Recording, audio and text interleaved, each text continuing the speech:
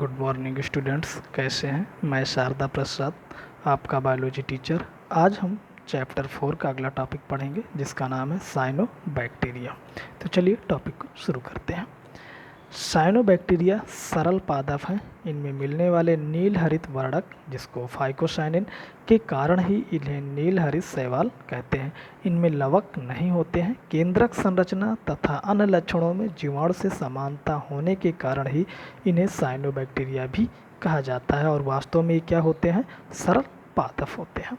तो इनके सामान्य लक्षण क्या है देखते हैं। चलिए, इसमें पहला है कि ये मुख्य वर्णक क्लोरोफिल, अल्फा और बीटा, कैरोटीन, जियाजेंथिन, मिक्सोजेंथिन, सी फाइकोसाइनिन, सी फाइक्रोएर्थिन आदि मुख्य रूप से मिलने वाले फाइकोविलिन अथवा बाइलोप्रोटीन्स होते हैं।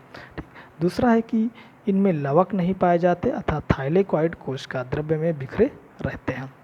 जैसे पता होगा कि जो पौधे होते हैं विकसित, उनमें थाइलेकॉइड में क्या होते हैं, क्लोरोफिल नामक वर्णक पाया जाता है। ठीक है। इसी तरह से अगला है पायरेनॉइड अनुपस्थित होता है। अगला है कि संचित भोजन जो है वो साइनोफिसियन के रूप में होता है, जिसको साइनोफिसियन स्टार्च अथवा ग्लाइकोजन तथा साइनोफाइसिन ग्रेन्यूल के रूप में मिलता है।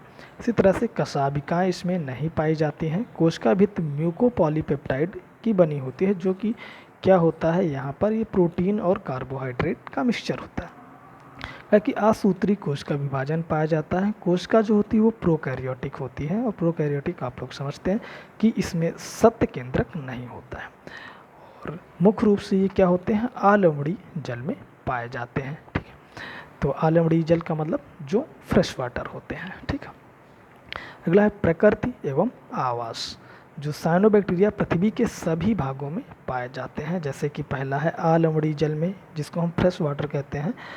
तो नास्टाक है, एनाबिना है, आसिलेटोरिया है आदि इनकी अधिकता के कारण पानी से दुर्गंध आती है तथा ये पानी पीने योग्य नहीं होता है। जैसे देखा जाता है कि जो झील है, तालाब है, पोखर है, काफ़ी दिनों तक पानी इकट्ठा रहता है तो इसमें दुर्गंध आने लगती है। वो किसके कारण होता है? इन्हीं साइनोबैक्टीरिया के कारण होता है। इसी तरह से दूसरे होते हैं लवणी जल में पाए जाते हैं, जैसे कि डर्मोकार्पा है, फ्लूरोकेप्सा है, ट्राइकोडेस्मियस है आदि जो होते हैं ये लवणी जल में पाए जाते हैं। जबकि ट्राइकोडेस्मियस के कारण जो लाल सागर है उसका रंग जो है लाल दिखाई देता है। अगला अधिपादप इफिफाइटिक से डर्मोकार्पा समुद्री पौधों के ऊपर अधिपादक के रूप में पाया जाता है। अंतःपादप इंडोफाइटिक जैसे एजोला है, एंथोसिरास है, साइकस की कोलेरॉइड जो रूट होती है उसमें ये पाए जाते हैं, जिसको हम इंडोफाइटिक या अंतःपादप कहते हैं। इसी तरह से सहजीवी यानी सिम्बायोटिक जैसे कि गिलोयकैप्सा लाइकेन में कवक के सहजीवी के रूप में मिलता है। गर्म पानी के स्रोतों में भी ये पाए जाते हैं, जैसे साइटोनीमा, क्रोकस आदि 65 से 70 डिग्री सेंटीग्रेड तापमान वाले गर्म पानी में पाए जाते हैं। बर्फ़ पर यानी नास्टाक, माइक्रोलियस आदि जो है आर्कटिक प्रदेशों में भी पाए जाते हैं। तो इस तरह से जो साइनोबैक्टीरिया होते हैं वो विभिन्न प्रकार के वातावरण में भी पाए जाते हैं, चाहे वो लवणी जल हो, चाहे आलवणी जल हो, चाहे गर्म पानी के स्रोत हो, चाहे बर्फ हो, सभी जगह पे पाए जाते हैं। तो ग्रहकार साइनोबैक्टीरिया क्या है तथा इसके सामान्य लक्षण बताइए।